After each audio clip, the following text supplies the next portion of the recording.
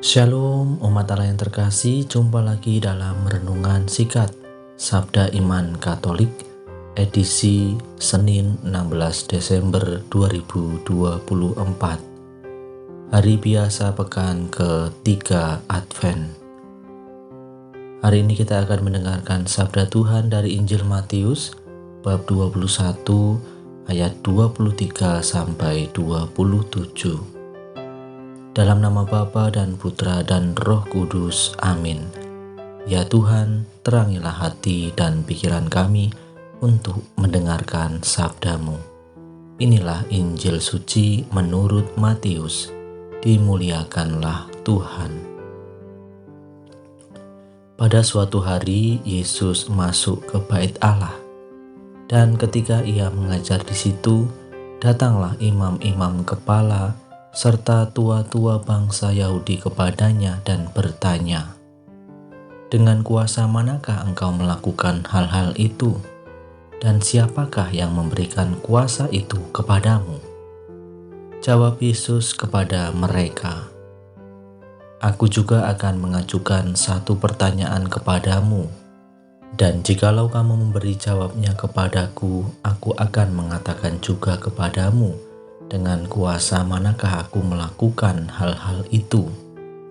Dari manakah baptisan Yohanes? Dari surga atau dari manusia?" Mereka membincangkannya di antara mereka dan berkata, "Jikalau kita katakan dari surga, ia akan berkata kepada kita, 'Kalau begitu, mengapakah kamu tidak percaya kepadanya?'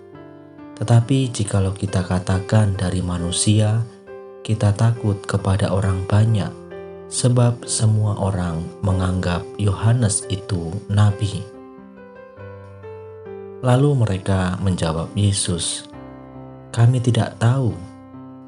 Dan Yesus pun berkata kepada mereka, "Jika demikian, aku juga tidak mengatakan kepadamu dengan kuasa manakah aku melakukan hal-hal itu."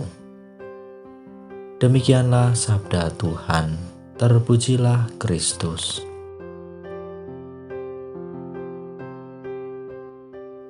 Umat Allah yang terkasih dalam Kristus, dalam bacaan Injil yang kita dengarkan pada hari ini, di mana para pemuka agama Yahudi bertanya kepada Yesus, "Dengan kuasa manakah engkau melakukan hal-hal itu?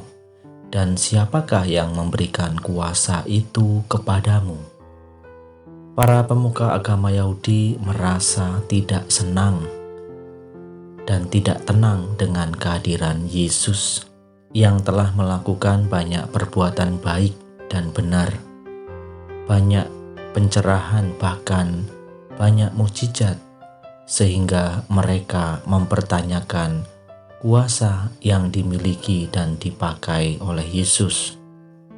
Sesungguhnya kuasa atau otoritas yang dimiliki seseorang bukanlah untuk memaksa kehendak orang yang berkuasa, berpangkat, berjabatan tertentu. Kuasa, pangkat, jabatan, pekerjaan kita bukanlah untuk urusan diri sendiri, kelompok, atau memaksa kehendaknya, melainkan untuk memperdayakan, membuat orang lain bertumbuh atau berkembang dan memajukan kepentingan bersama, kepentingan banyak orang, memajukan kebaikan umum, dan membawa pencerahan untuk semua orang. Umat Allah yang terkasih dalam Kristus, tentu saja kuasa Yesus adalah kuasa pelayanan dan kuasa kasih. Ia mengundang orang-orang untuk mengikutinya agar bertumbuh dan berkembang dalam pelayanan dan kasih. Ia datang bukan untuk dilayani, melainkan untuk melayani. Dia datang bukan untuk dikasihi, melainkan untuk mengasihi.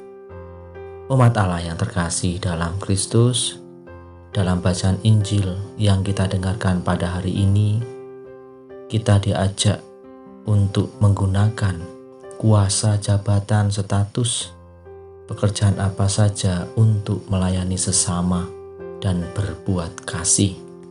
Pakailah kuasa kasih dan kuasa pelayanan, sehingga dalam mewartakan karya keselamatan Allah sungguh-sungguh berarti.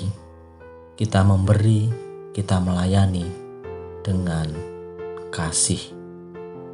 Maka kita diajak untuk menggunakan kuasa kasih untuk pelayanan kita, baik di dalam keluarga, masyarakat, maupun di dalam gereja.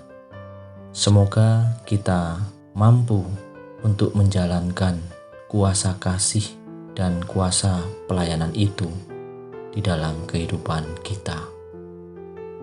Kemuliaan kepada Bapa dan Putra dan Roh Kudus, seperti pada permulaan, sekarang, selalu, dan sepanjang segala abad. Amin.